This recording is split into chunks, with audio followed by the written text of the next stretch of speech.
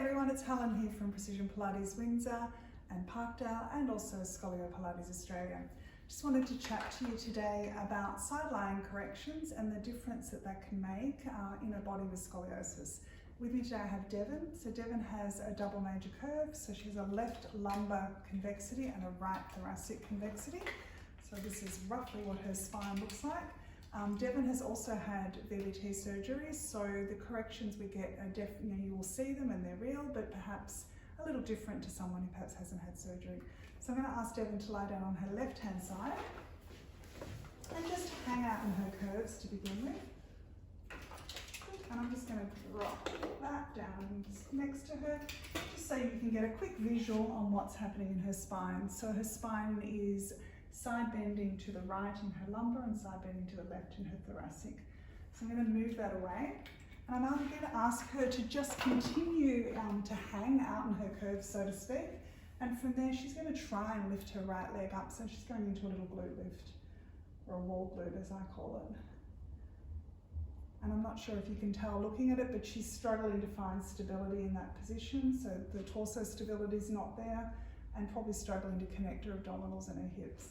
So now if I ask her to take a wedge for her neck, so she applies a neck correction, or a head correction, and she's going to go through her Scolio-Pilates corrections and draw everything in that she knows how to do.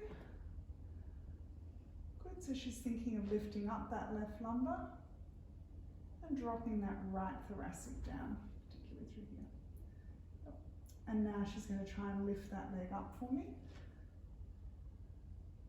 Good, and I'll just get her to do 3 or 4. And hopefully what you can see is that the thoracic and the lumbar pelvic stability in particular is much more connected now. It's much easier for her to find some strength and stability. Beautiful. All right, and I'll get her to swap sides now. She's going to hang on to her right hand side. So without making any corrections first, so she's now lying on her thoracic convexity and her lumbar convexity is on top. And it's really obvious now, you can see that little left lumbar, what it's doing. You can also see the right thoracic hanging. So on this side, I'm going to ask her to create a well. So she's going to take her pillows and she's going to place one under her hip and one up under her upper arm, sort of shoulder area, and then her neck correction as well. Then in this position, without taking the arm overhead so she can open everything up, she's going to bring that little left hip forward a little more and think of dropping it down. Good. Feed that right rib cage through them. Perfect. All right, and I'm going to remove my body a little bit so you can see, and she's going to lift that leg up for me and back. Just stay tipped forward as that leg comes up. Good go.